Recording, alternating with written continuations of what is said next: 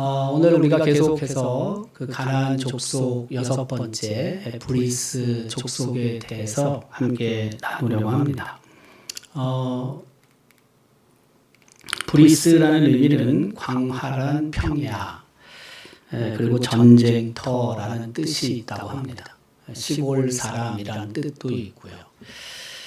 브리스 족속이 살고 있었던 땅, 또 그들의 삶, 아마 그런 것들을 생각하면서 저런 이름들이 정해지지 않았을까, 저런 뜻을 갖는 이름이 정해지지 않았을까 하는 생각을 합니다. 브리스 족속은 가나안의 토착민입니다. 그 아브라함 시대에도 브리스 족속이 언급되고 있습니다. 그 창세기 13장에는 우리가 잘 알고 있듯이 아브라함과 조카 롯 사이에 문제가 생기잖아요. 아브라함이 애굽에서 올라와서 그 롯과 함께 거주할 때 이제 재산이 많이 늘어나게 되죠. 증가하게 되죠. 그러다가 이제 아브라함과 롯의 그 종들이 갈등, 긴장 관계에 쌓이게 되고 더 이상 함께 있을 수가 없었죠. 그래서 아브라함이 제안을 하지 않습니까? 먼저 땅을 선택하라고. 그때 롯이 볼 때 물도 많고 넉넉하고 토양도 좋은 곳을 선택을 하죠. 그게 요단 건너편 소돔 땅 소알이라는 곳인데요. 그리고 나서 이제 하나님께서 아브라함에게 동서남북을 보라고 하시고, 그리고 그가 이동해서 헤브론 마물의 상술이 있는 곳으로 옮기게 되죠. 그게 이제 창세기 13장의 기록인데, 거기 보면은 브리스 사람 밑줄 친 게 있죠. 브리스 족속, 브리스 사람이 등장을 합니다. 이 지도가 조금 글씨가 작긴 하지만 그래도 맨 위에 갈릴리 호수가 있고 가나안 좌편, 가나안 땅이 좌편이고 요단강을 따라서 직선으로 쭉 내려오면은 사해바다가 있고, 그리고 이제 사해바다 한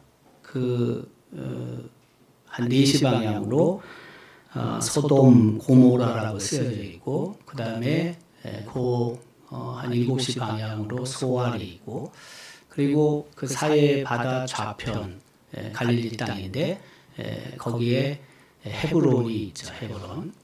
저 지도는 뭐냐면 아브라함과 롯의 긴장이 있었고, 롯과 아브라함이 헤어지게 되고, 롯은 식솔들을 데리고 요단 동편으로 갔고, 거기가 바로 이제 소돔 혹은 고모라 혹은 소알 그렇게 생각할 수 있는데, 그쪽으로 가고 요단 서편으로 헤브론 쪽으로 아브라함이 갔다라는 것을 나타내고 있는 거죠.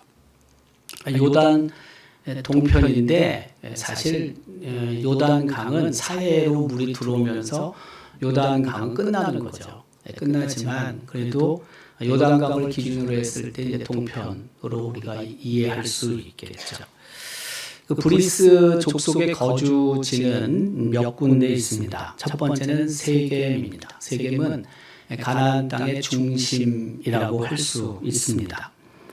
특별히 창세기 34장에는 어떤 기록이 있냐면 그 세겜 땅에 살고 있었던 세겜이라는 사람이 야곱의 하나밖에 없는 딸 디나에게 성폭행을 하잖아요. 그래서 오빠들이 굉장히 화가 나지 않습니까?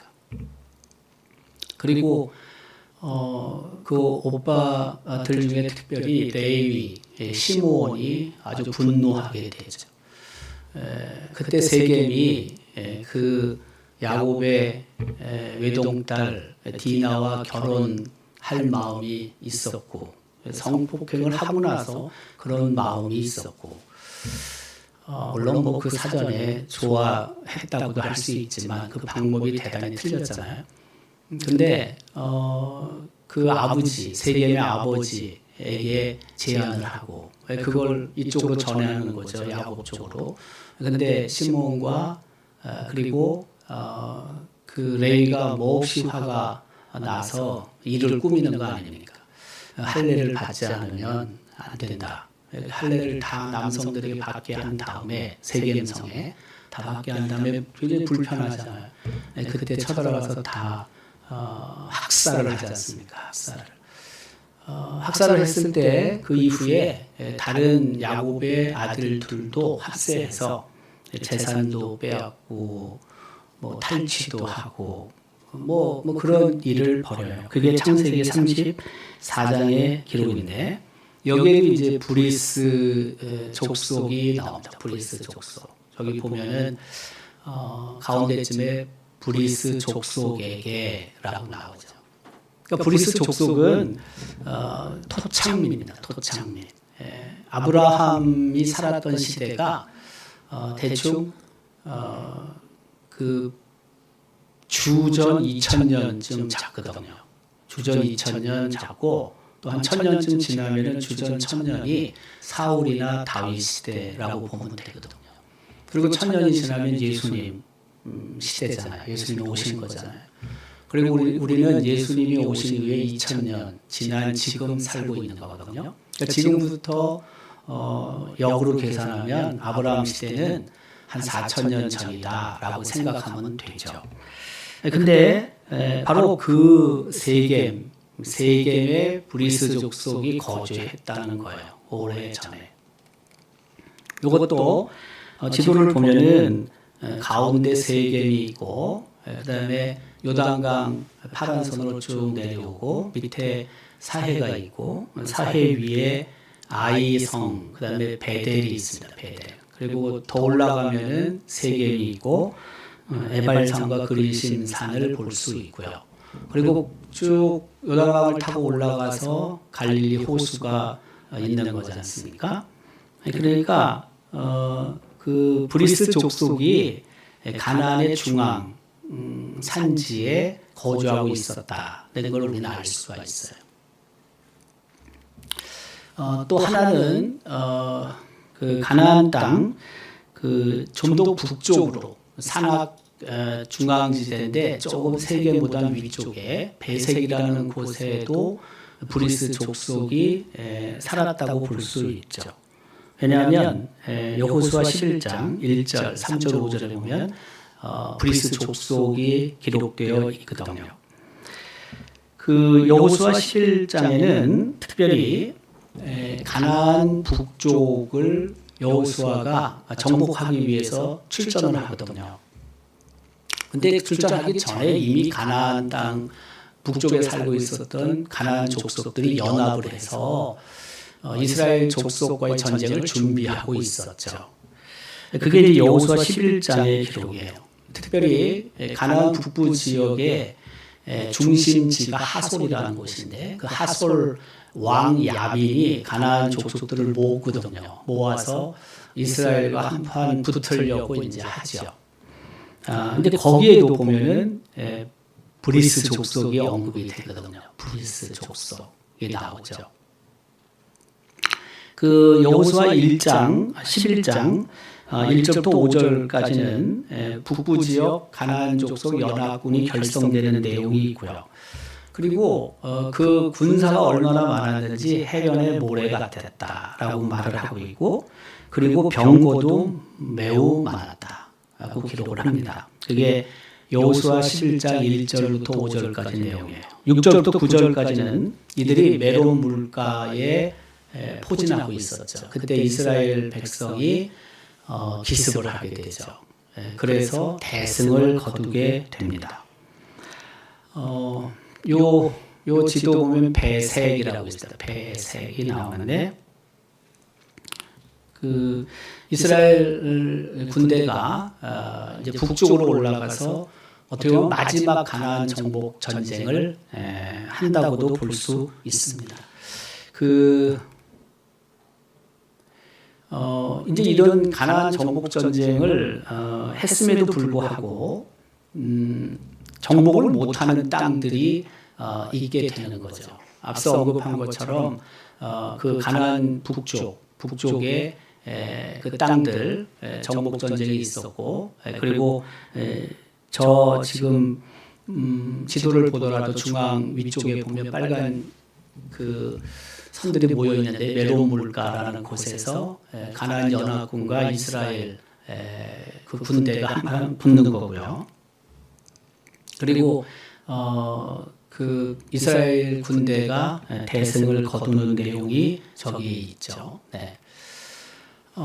이제 이로써 가나안 정복 전쟁이 사실 끝나는 겁니다. 거의 마무리가 돼요. 물론 아직 그 정복하지 못한 땅도 있긴 하지만 큰 틀에서 보면 이제 거의 끝나게 돼요. 근데 이스라엘 군대가 가나안을 정복하는 게 처음에는 중앙 쪽을 쳐서 정복하고 그 다음에 남부 쪽을 치게 되고 그 다음에 마지막으로 북부 쪽을 치게 돼요. 그래서 저기 지금 보면은 가나안 중부, 그렇죠? 남부 지역, 그 다음에 북부 지역. 한꺼번에 다 전쟁을 칠 수는 없잖아요. 전략을 잘 세운 거죠. 일단 중앙을 쳐서 북과 남을 갈라놓는 거죠. 그러놓고 나서 남쪽을 또 쳐가지고 그 남쪽에 있는 가나안 족속들이 꼼짝할 수 없게 만들고 그리고 이제 북쪽에서 그 이스라엘 군대와 싸울 준비 연합군을 만들었지만 이미 뭐 승패는 결정이 나 있는 상태고요. 뭐 하나님이 함께 하시기도 하고 또 이스라엘 군대가 이제 많이 노하우가 생겼어요. 어쨌든 그래서 올라가서 승리하게 되는 겁니다.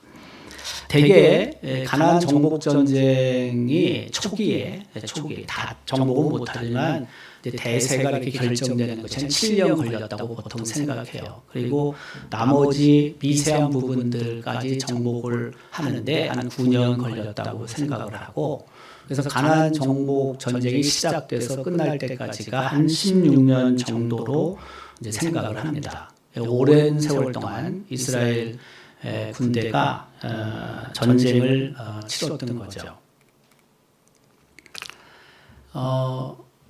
저 지도도 여러분들이 보시면은 지금 이스라엘 백성이 베이스 캠프로 그 길갈이라는 곳에 있고 그 길갈이라는 곳에서 일단 중부로 들어가서 여리고성과 아이성을 정복하게 되죠.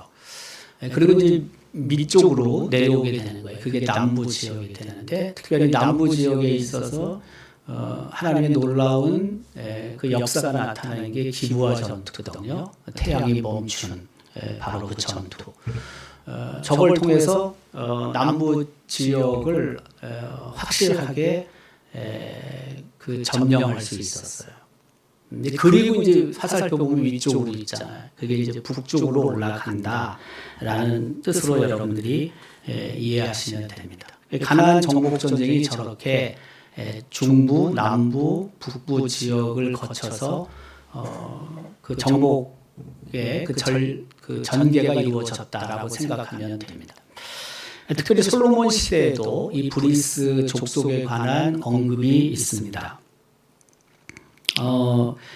여전히 그 이스라엘과 또 가나안 족속과의 전쟁이 미세한 부분에서 있었고 그럼에도 불구하고 그 브리스 족속뿐만이 아니라 다른 가나안 족속도 살아남아 있는 사람들이 있었죠. 완전히 다 100% 쓸어버릴 수는 없죠. 그 중에 하나가 이제 브리스 족속인데 잔존 족속으로서 열왕기상 9장 20절의 기록에 의하면 브리스 사람, 그렇죠? 브리스 사람이 남아 있었다는 것을 우리는 알 수 있습니다. 근데 브리스 사람만 있는 건 아니고요.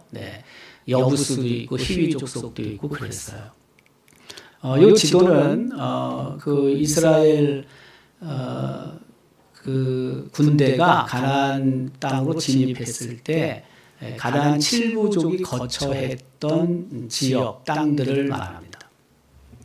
맨 위에 기르가스 족속이 있고 또 우측편에 요단 동편에는 아모리 족속이 있고 기르가스 족속 밑에는 가나안 족속, 히위족, 브리스족, 여부스족, 아모리족, 헷 족속 등을 우리는 볼 수가 있습니다. 그러니까 가나안 땅에 가나안 7부족이 7족속이 살고 있었고 저걸 하나하나 정복을 해 가야 되는 거거든요. 나름대로 저 중에는 또 막강한 군사력을 갖고 있는 족속들도 있었어요. 특별히 아모리 족속이 그랬고요. 지난번에 했지만. 그리고 블레셋 족속도 그랬습니다. 아주 강한 족속들이었어요.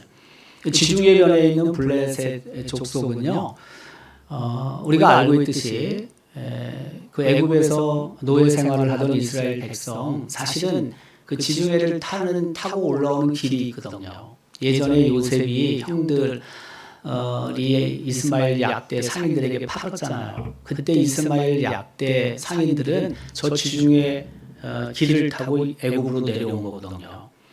그러니까 가나안 땅에서 애굽까지 거리가 굉장히 짧아요. 그 길을 타고 내려오면 한 보름쯤 걸린대요. 저기를 보통 바다의 길이라고 부르거든요. 바다의 길. 근데 성경에도 기록하고 있지만 하나님께서 그 바다의 길을 통해 이스라엘 백성이 애굽에서 나와 가나안 땅으로 가는 것을 허락지 아니하셨잖아요. 이유는 블레셋이 너무 강하니까 올라가다가 대패해서 불평과 원망 올라가지도 못하고 그걸 염려하셔서 하나님이 광야길을 택하게 하셨다고 성경은 기록하고 있잖아요. 그러니까 그만큼 블레셋이 강력한 나라예요. 강력한 나라. 이 블레셋에서 팔레스틴이 나오는 거거든요. 우리가 팔레스틴이라고 부르잖아요. 그 이스라엘 땅에 있는 팔레스틴 사람들 있잖아요. 가자 지역에도 있고 또 웨스트뱅크라고 팔레스틴 사람들만 사는 지역도 있고요. 그러니까 아주 강력한 족속 중에 하나가 블레셋이고, 블레셋은 계속해서 사울이나 다윗 시대 때 그 이스라엘 백성들을 괴롭혔었죠. 그러니까 어쨌든 정복을 하긴 하지만 남아있는 족속들이 꽤 있다고 봐도 틀리지 않습니다. 솔로몬 시대도 남아있는 거예요. 특별히 솔로몬 때에 이제 국고성, 병거성, 요새 이런 것들을 건축을 하게 돼요. 그런데 그 건축을 할 때 기록에 의하면 브리스 사람들이 노역에 참여했다라고 기록하고 있습니다. 맨 밑에 보면 브리스 사람이 있죠. 네. 여기 보면은 노예, 그렇죠? 노예로 역군으로 그 공사할 때 참여했다는 것을 알 수가 있습니다. 국고성이라는 것은 뭐냐면요. 국고성은 물자를 비축해 놓고 또 뭐 곡식 같은 것도 갖다 놓고요. 그 군사적인 요충지이기 때문에 그래서 이제 외적이 쳐들어오면 이 비축해 놓은 것을 가지고 이제 전쟁을 수행하는 거죠.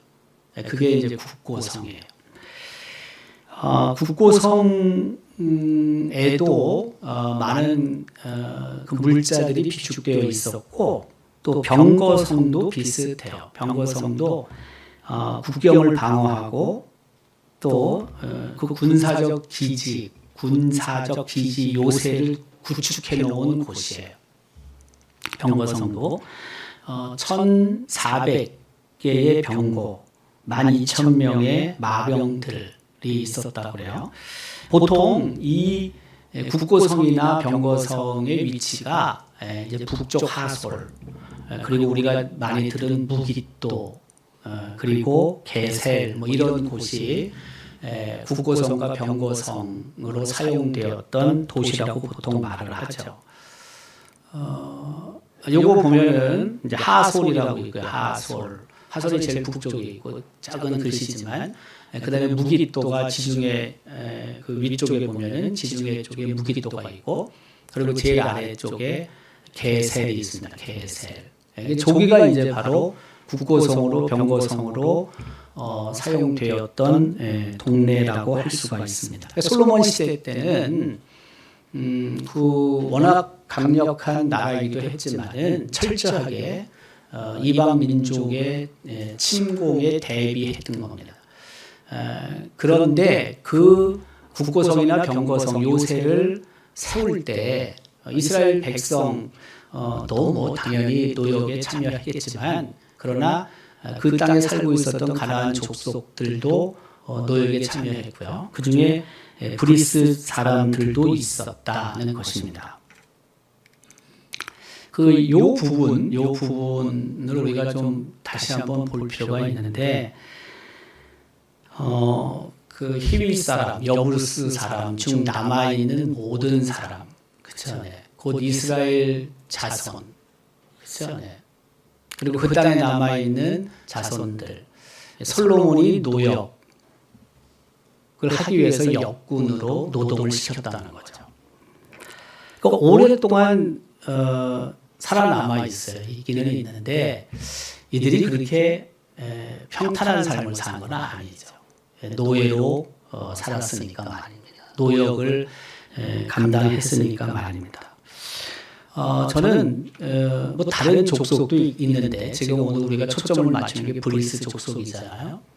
끈질긴 생명력을 갖는 것도 참 중요하다. 오랫동안 생존하는 것도 참 중요하다 생각이 드는데 이 브리스 족속이 그랬으니까요. 그런데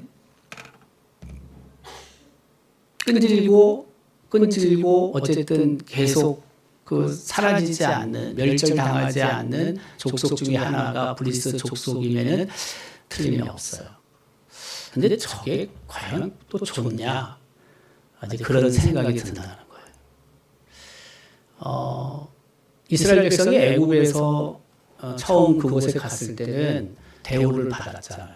요셉 때문에 대우를 받았잖아요. 근데 요셉을 알지 못하는 애굽의 왕들이 생기면서 점점 노예로 전락하잖아요. 종이 되잖아요. 그들이 부르짖잖아요. 하나님께. 하나님께서 그 소리를 들으시고 이스라엘 백성을 탈출시키잖아요. 해방시키시잖아요. 그게 바로 출애굽이잖아요. 애굽에서 탈출시키는 거 아닙니까?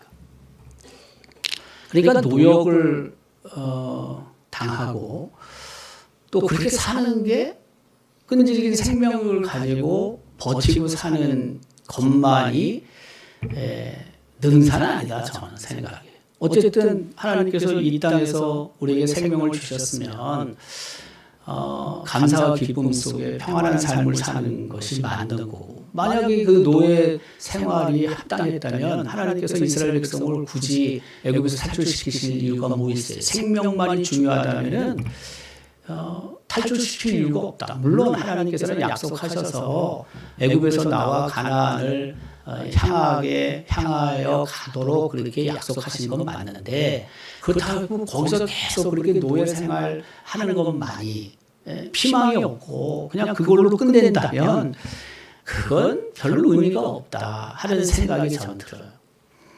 그래서 뭐 저게 꼭 연결이 되는지 모르지만 저는 그런 생각이 들어요. 그렇게 길고 가늘게 사는 게 맞는 건지, 아니면 짧고 굵게 사는 게 맞는 건지, 뭐가 맞는지 좀 한번 고민해 볼 필요는 있다.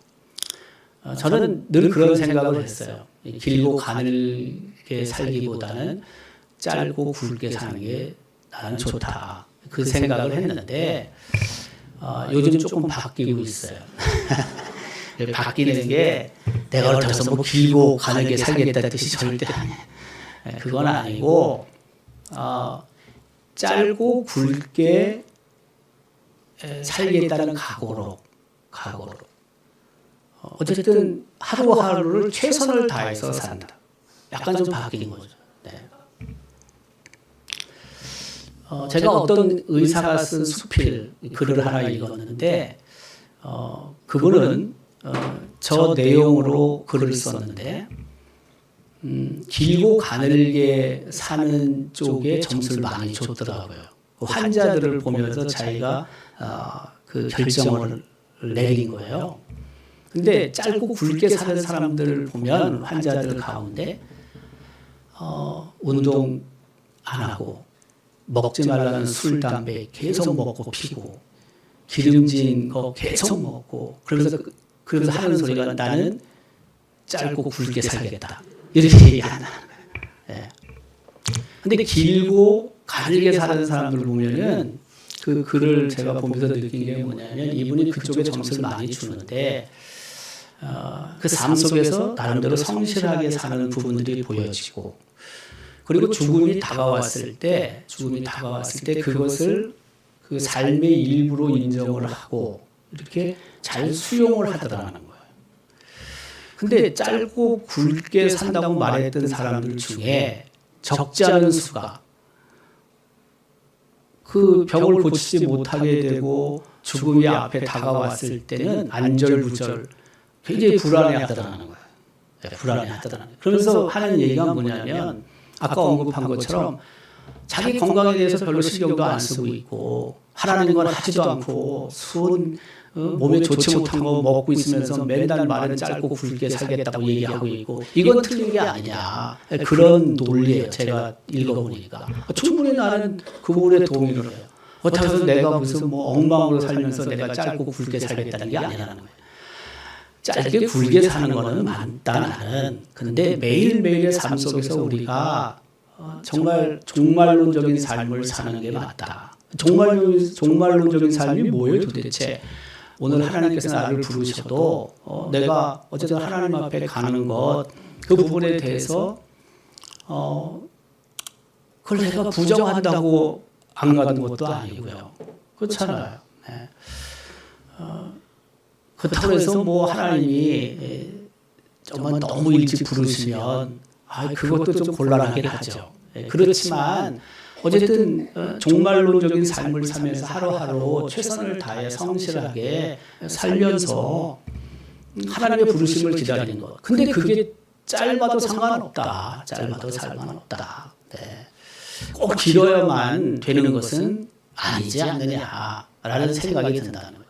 근데 뭐 지금 우리 시대는 내가 손사래를 쳐도 길게 가요. 길게 확률적으로 이게 그렇지 않습니까? 네. 좀 머리를 조금 오늘 수요 오전 예배 끝나고 났는데 우리 한 집사님이 저보고 그래요. 머리가 너무 까매졌대. 예. 우리 집사람이 옆에 있다가 그 장례하러 가는데 옆에 있었어요. 뭐 보통들 있지도 않지만 네, 있었는데 해놓고 보니까 진하게 염색이 됐다는 거예요. 평소에 비해서. 네. 난 그런 거 잘 모르겠는데 뭐 또 감으면 어떻고 덜 감으면 어떻습니까? 네. 적당한 선에서 뭐 하면 되는 거지. 그것도 별로 난 관심도 없어요. 그냥 너무 하얘니까 그냥 염색을 한 거고 그러다 보니까 또 까만 머리가 생긴 건 아니지만 칠해진 거고 사는 거지 뭐. 네. 뭐 그게 그렇게 크게 중요하다고 생각하지는 않아요. 다만 제가 염색을 하게 된 이유 중에 하나를 설명한 적이 있잖아요. 네, 2026년도 들어서면서 이제 얼마 남지 않았는데 제가 최선을 다해서 좀 더 젊은 마음을 가지고 해보자라는 의미로 했다고 그러잖아요. 그게 여러분들한테 별로 좋지 않아요. 왜냐하면 내가 더 힘있게 끌고 가야 되니까 제가 드라이브를 거는 거거든. 그러니까 여러분은 쉬운 게 아니야 어떤 면에서. 근데 나는 그런 마음이 들었다는 거예요. 내가 머리를 조금 더 칠하고 그리고 젊은 마음으로 우리가 다시 좀 힘을 내보자라는 의미로 염색을 한 거란 말이에요. 여기다 제가 만약에 여러분 안경을 끼고 나타난다. 그러면요 좀 더 강공 드라이브로 간다는 거야. 네. 요새 제가 눈이 많이 침침해졌어요. 네. 별로 그런 적이 없는데 이렇게 좀 침침하구나 하는 생각이 막 들어요. 그래서 가끔 안경도 써요. 안경 쓴 적이 거의 없는데 운전할 때 빼놓고는. 근데 안경도 좀 써요. 어느 날 어쨌든 제가 이제 안경을 쓰고 나타날 때도 있을 수 있습니다. 제가 이렇게 가끔 여러분들 노티스를 줘요. 이렇게 알려요. 이렇게 고지를 해요. 그러다가 제가 어느 날 진짜 그러고 나타나거든요. 제가 갑작스럽게 하지 않습니다. 그 이슬비에 옷 젖듯이 여러 번 제가 얘기를 합니다. 그러다가 실행에 옮깁니다. 어쨌든 뭐 우리 삶 자체에서 우리가 최선을 다하고 열심을 다내고 그러다가 하나님께서 부르시면 가는 거고 또 그렇게 신실하게 살다 하나님 앞에 서는 것이 뭐 다른 것도 다 모자르지만 우리가 하나님 앞에 고개 들고 설 수가 어디 있겠어요? 전혀 없지. 그래도 어쨌든 성실하게 최선을 다해서 신실하게 살다가 부르심을 받는 것. 그게 최선 아니겠어요? 길고 가늘게 뭐 그렇게 사는 사람도 있는 거예요. 그걸 뭐라고 할 수도 없어요. 짧고 굵게 그렇게 살 수도 있어요. 그러나 매일매일 최선을 다해서 사는 것, 신실하게 사는 것, 믿음 안에서 사는 것, 하나님이 주신 사명을 정말 최선을 다해서 감당하며 사는 것, 바로 그것이 우리가 해야 될 일이라는 거죠. 오래 사실 분은 사십시오. 뭐 110대까지 사세요. 네. 그러나 그저 사는 게, 오래 사는 게 목적이 돼서는 안 된다는 거예요. 제 얘기는. 내가 100세, 110세 사는 게 목적이다? 그게 무슨 목적이 돼요, 여러분? 그렇게 오래 살면서 그 삶을 통해 하나님을 드러내고 하나님이 기뻐하시고 하나님께서 좋아하시를 하는 게 오래 사는 삶의 목적이 돼야 되는 거지, 그냥 오래 사는 것 자체는 별로 의미가 없다고요. 제가 생각할 땐. 그러니까 좀 짧게 살아도 엉망으로 살다 짧게 산다, 짧고 굵게 산다, 그게 무슨 의미가 있어요? 그것도 아무 의미가 없는 거지. 엉망으로 살았어요. 하나님 얼굴에 웃음도 드리는 것도 없어. 하나님 기쁘시는 것도 없어. 근데 나는 그냥 목적이 짧게 굵게 사는 거야. 말도 안 되는 소리죠, 그거는. 네. 그냥 삶의 자리에서 우리가 신실되게 사는 거. 그게 가장 중요한 것 같아요. 이 브리스 족속이 역사적으로 보면 오랫동안 생존했어요. 잔존한 가나안 족속이에요. 그러나 그 삶을 보면 노역에 시달렸어요. 노역에 시달렸다. 이런 삶은 바람직하지 못합니다. 그렇다고 해서 내가 내 마음대로 생명을 어떻게 할 수도 없어요. 분명히. 그렇지만 어쨌든 있는 자리에서 하나님이 주신 일들을 잘 감당을 하고 그것을 통해서 하나님의 역사를 이루어가는 도구가 된다는 것, 그걸 우리는 목표로 해야 된다는 거예요. 그게 오랜 긴 세월 동안 하나님이 내게 생명을 남겨놓으시면, 생명이 유지되면 그때까지 하면 되는 거고, 좀 일찍 하나님이 불러가신다면 그 불러가실 때까지 짧은 시간 동안이라도 최선을 다한다면 그것만큼 하나님 앞에 섰을 때 그래도 감사한 일이 어디 있겠냐, 그 말씀이에요. 오늘도 우리의 삶을 좀 돌아봤으면 합니다. 매일매일 하루하루의 삶에서 뭐 우리가 부끄러운 부분도 많죠, 물론. 그럼에도 불구하고 그 부끄러운 것들을 하나하나 줄여가는 삶, 바로 그것이 지혜로운 자의 삶이고 하나님이 기뻐하실 삶이라고 생각합니다. 오늘도 하나님께서 진정으로 기뻐하실 만한 일들을 감당할 수 있기를 주님의 이름으로 기원합니다.